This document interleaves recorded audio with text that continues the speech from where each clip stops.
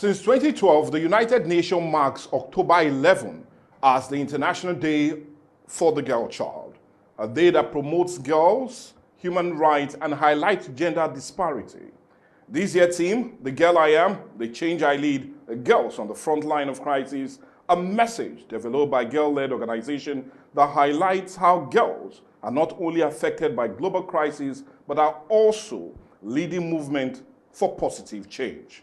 It also underscores the strength of girls in enhancing their own experience of challenges such as gender discrimination and also violence to demand an end to harmful practice and fight for justice. Hence, a need for us to look at it on this lovely edition of Dialogue Today. And we're talking about the 2025 International Day for the Girl Child that will be celebrated tomorrow. And that's what we're looking critically at, or rather on Dialogue Today. And we're looking at the International Day for the Girl Child for 2025, and that's what we're having. And to truly help us talk about this is no other person but Mrs. Ruth Collins Edema. She's a girl child advocate and indeed the founder of no other but the Root Gender Foundation. Good morning, ma, and welcome to the show. Good morning. Well, Thank nice you for having you on the me. show. Oh, thank you so much for My joining us on pleasure. the show today. And I want to use this opportunity to also congratulate you on She Can, a program that was held early this year on account of mentorship of young secondary school girls. It was indeed a huge success. Congratulations all the same. Thank you. Okay, Thank you very let's much. let's go straight to our discourse. Now, 2025 International Day of the Girl Child.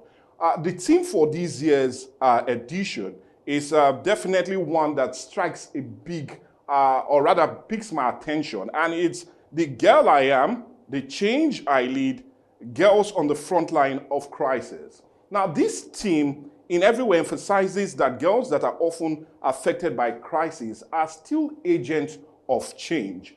And as much as they are agents of change, I'm also a bit curious to understand the role Nigerian girls also play in having that change that they need. We know they are being faced with a whole lot of crisis. So for me, do you think girls in Nigeria are also leading that or that real change as of today? Thank you once again for having me. International Day of the Girl Child is a very special day for us. It is our Christmas. Yes, it is our Christmas. It is very vital for us because if there is one thing that is very important to every human being, it is recognition. It is very important that you make people feel you recognize them, you recognize their efforts. So International Day of the Girl Child is special to us, and we are very excited this year. Like you said, the theme for this year is the change I lead, girls in the front line of crisis. I would say that girls in Nigeria are leading change in various aspects, though at a snail pace, but yes, girls in Nigeria are leading changes in various aspects where they find themselves. So, talking about the girl child, we have various individuals like our Queen Consort of Warri Kingdom, Her Majesty Olori Atuashe III. She's driving incredible change in various aspects of education, poverty alleviation across Africa. We also have other individuals like CSP Agbede Swokumo. She's driving incredible change in the aspect of security, empowering our young ones in secondary schools to be able to speak up when they see anything or hear anything or they are being harassed. And we also have groups that are led by women, of course, like Root Gender Foundation, that are reaching girls through various initiatives to build confidence in young girls to enable them make informed decision for the betterment of their lives. So yes, girls are driving changes in various ways, though, like I said, at a snail pace. But yes, we would want to see women occupy places in governments, maybe like deputy governor, so that they can be able to facilitate more effective changes. But so far, so good. They are driving changes, yes, in my opinion. Yeah, thank you. For giving us that very answer to start with. Now, I know you've been a girls' advocate for many years, and because of that, you've had interaction with many girls from different ethnic nationalities. But my question will be central. Now, for you, in all of these discussions you've had with them, interactions you've had with them, what will be the biggest challenge or problem that they seem to be facing?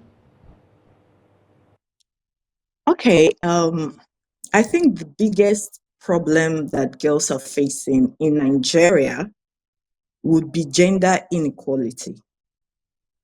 We still have some societies and units in Nigeria and across Africa that treat girls like second class members of the family.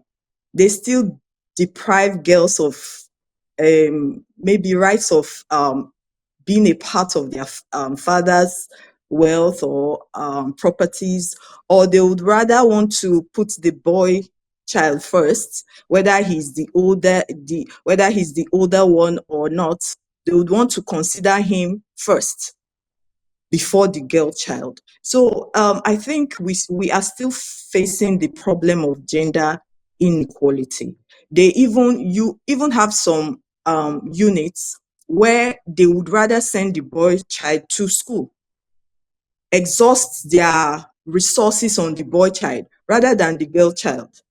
We think it is only prevalent in the north, but it is not just in the north. It is across Nigeria, especially in the rural parts, I believe. But I think some societies still exercise this uh, belief that the girl child is meant for the kitchen, so you don't need to waste your money, your resources in sending her to school, building her up, and all of that. So, in my opinion, I think gender inequality is still the biggest problem facing the girl child in Nigeria. I'm Yeah. happy you brought this up because that would naturally be my next question. Now, if you look at a United Nations or UNICEF report in 2023, it indicated that about 10.5 million out of school children in Nigeria. And funny enough, 60% of that is the girl child, just like you've emphasized, that there seem to be more preference sending the boy child to school rather than the girl child. So my next question will naturally be, what do you think we need to do as a people? Because you talked about culture as a problem that makes them still feel that way. But what do we need to really do as a people to help increase the girl child participation, especially as it concerns education and every other thing that will help better her life?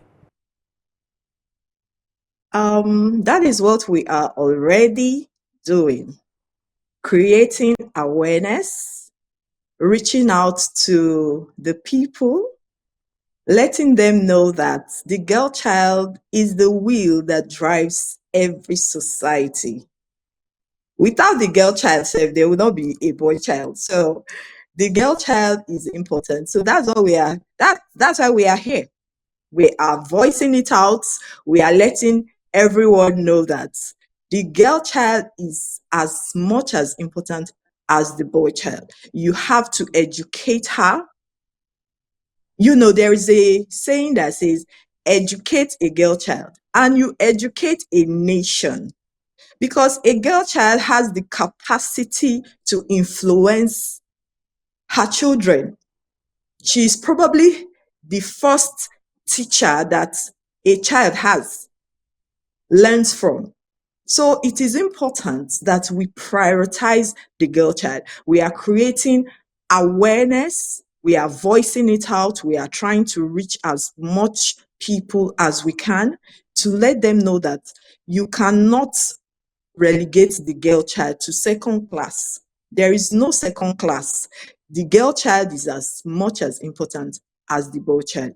She can do what the boy child can do. So that's why we are here. That's what we are doing now, like using this medium to educate people that are still thinking the way they were, to change their way of thinking and prioritize the girl child as well as the boy child, right? So that is why we are here. Let's create more awareness. Let's give the girls their voice.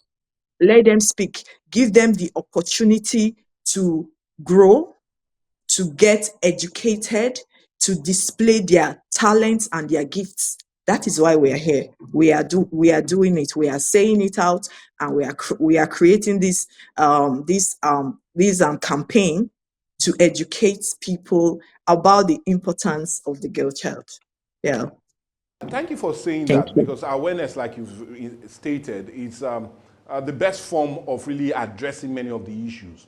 But there's still another major issue that seems to also be confronting the girl child as she tries to advance herself, and is the issue of early pregnancy. We've seen that cut across every major ethnic nationality in the country, whether it's being in the north, the south, the Midwest, or like it's being called the South-South, and also in the Northeast and also the Southeast. So, what do you feel needs to be done to prevent the issue of early pregnancy that denies many of these young girls that opportunity to flourish and be who they really want to become? The issue of early pregnancy, I think it rests on both the parents and the girl herself. There is the factor of financial barriers that prevents the girl child from getting the required education that she needs, right? But if they are properly informed, right, they would know when to or how to take some decisions that would help them to avoid situations that will get them into this kind of issues. Okay, so the issue of early pregnancy, in my opinion, is as a result of lack of information. The girl child needs to be informed. For example, she needs to know when her safe days, when are her safe days in the month. She needs to know how to prevent pregnancy for those that are sexually active. So yes, the issue of early pregnancy is common among young girls because they are not informed. Apart from the fact that some of them are coming from a poor background, right? But they also need to be informed. I think if they are informed about self-development, self-awareness, they will be able to make proper informed decision. Like I said, if they know their safe days in the month, they should know that, okay, from this time to this time, I should avoid meeting a man for those of them that are sexually active. So information, that is all that they need. They need to be informed. They need to be empowered with self-development and awareness initiatives to enable them make informed decision. So in my opinion, early pregnancy can be brought to a minimal with proper information on the girl child. That is my opinion. Thank you so much for that, Ma. And well, we've looked at some of the major issues that seem to really be bothering or disturbing the progress of the girl child. But one that's also on the front burner is the issue of sexual molestation. And you agree with me, in recent time, it seemed to have surged in almost every part of the country. But the funny thing is, our laws are there to deal with it, but yet we see issues of sexual molestation of even young girls as young as 5, 6 years old, and funny enough, by even people that seem to be close to them. So, Ma, what do you feel we need to do as a nation to deal with this issue of sexual molestation of the girl child?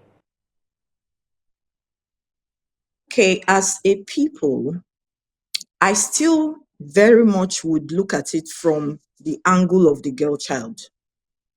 Like I said, if the girl child is informed, because you can put all the laws that you want to put, if the girl child makes decisions that put her in vulnerable positions, she will still be taken advantage of. During my last program, Shikan, I emphasized to the girls that for no reason, on no account, should you visit a man alone. Because once you are in a confined space with a man, you may not be able to control what will happen. And most times, the men are ready. You are the one that is not ready, or you are the one that doesn't know what is going to happen. The men already know what they want to do.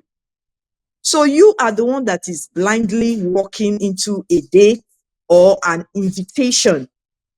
The man knows what he wants to do with you. You are the one that doesn't know. So I will still say that abuse on young girls or on women still happen because of ignorance on the side of the girls. You deliberately walk into a man's house alone and you expect that things will go the way you planned.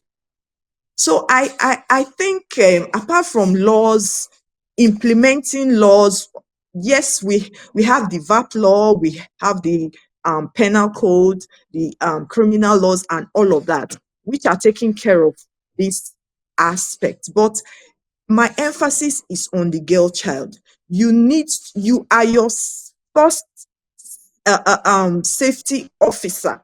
You need to protect yourself first. You need to know how to protect yourself.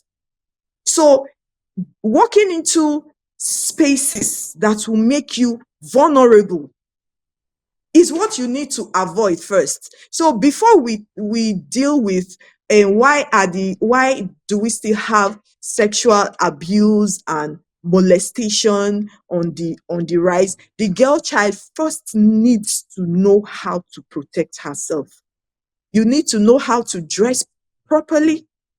We are not saying that there are men that will not still go after girls that are dressed well, but you just do your part first. Right. You just do your part. You take care of your part. Protect yourself. Protect your space. And then the law will take its course. Okay? So that is my opinion. Molestation is still on the rise because girls are still making wrong decisions. Girls are still walking into the wrong spaces. They are still making friends with the wrong people, still hanging out with the wrong men, still going on dates because you want to lick ice cream, you want to watch film because he bought you a phone, he bought you a this. You need to understand that self-development and self-actualization is more important than the phone and the ice cream that you are going to get. So molestation would reduce if the girls play their part, if they look after themselves. You need to be informed. That is what I think. So yes, our girls need to be informed. They need to know how to protect themselves. They need to know when to say no. I'm not coming. I'm not coming. Oh, please come for a date. Let us hang out. Tell them I'm not coming. I'm not coming. No, and that is enough. Why are you not coming? Because I don't want to. That is enough reason for me not to come. I don't have to explain. I don't want to. So our girls need to be informed. A lot of them are being manipulated. And of course, the financial state, which is very, very poor, is putting them into vulnerable positions. But then, if you look at the outcome of those outings that you go for, does it really solve the financial issues that you have? It doesn't. So why don't we look for proper ways to solve our financial issues than allowing ourselves to become vulnerable to one man? So molestation will reduce if our girls play their part. They should work on themselves, on their development, and concentrate on growing, doing small businesses here and there on their own, rather than thinking that a man can solve their financial issues. I'm not blaming them. I'm just saying that if they make proper decisions, informed decisions, they will be able to avoid such situations, and the molestation rate will reduce. It will come down because there are laws, yes, but what is done is done. And you know what they say: prevention is better than cure. So Yeah, that's thank you my so much, opinion. Ma, for that. I know you are busy and indeed you have a lot. But when it comes to the issue of the girl child, you do not circumvent. It's always an issue you love to talk about. Now, Ma, this is another lovely opportunity to also address mothers on account of what they need to do to better protect their girl child.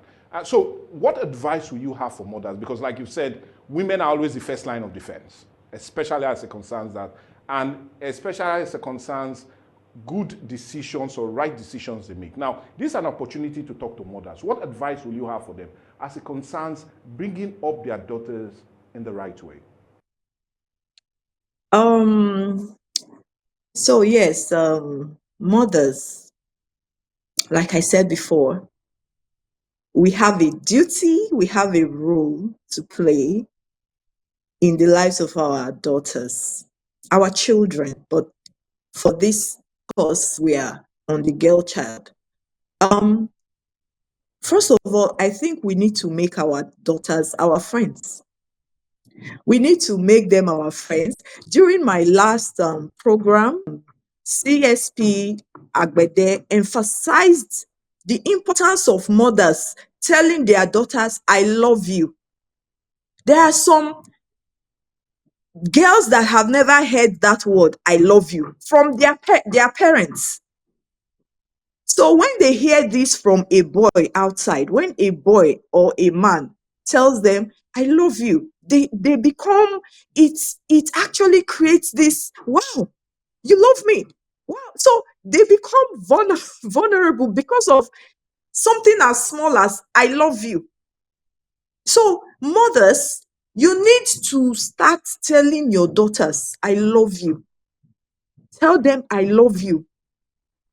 Tell them, I am sorry when something happens, when you offend them. Okay, let me use myself as a perfect example.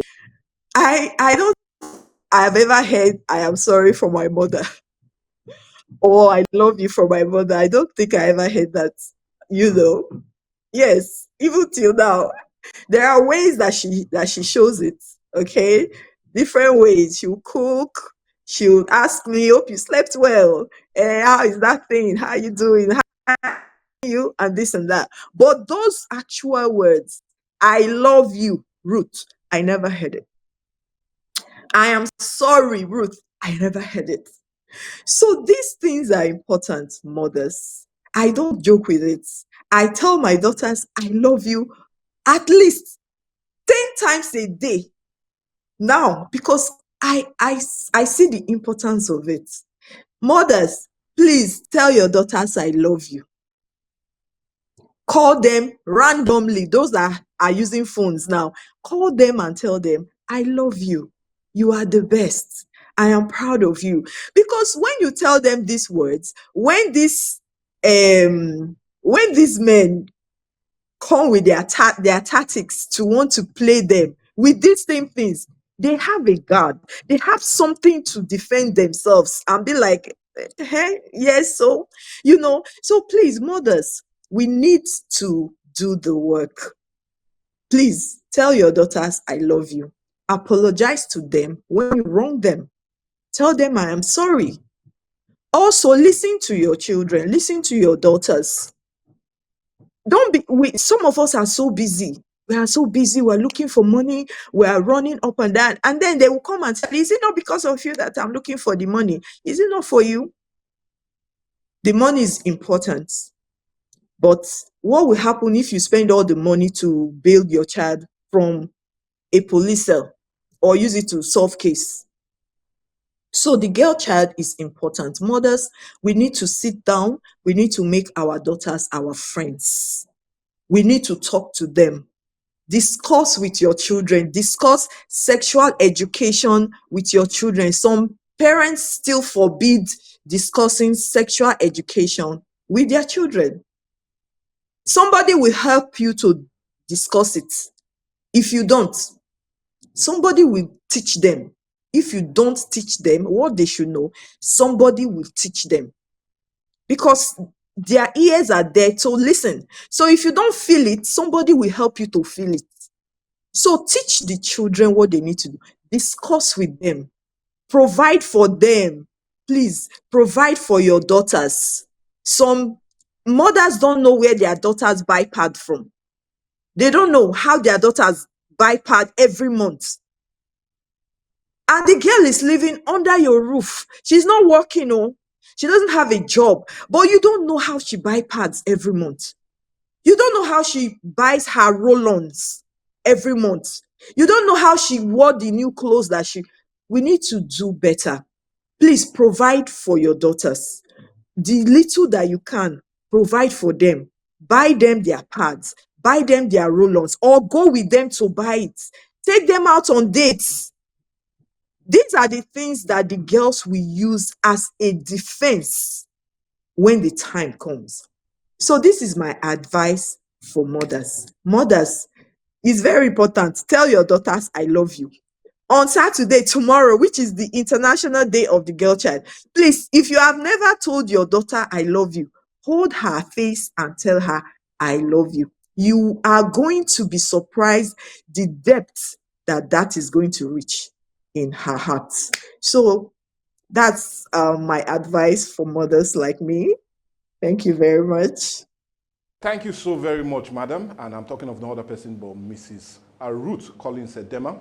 She's the CEO and founder of Roots Gender Foundation. I know how really busy you are, but you needed to join us to really talk about this, and also your passion in ensuring that girls get proper mentorship in the advancement of their lives. Thank you so much, madam, for doing this with us. We truly appreciate your time with us. Thank you so much.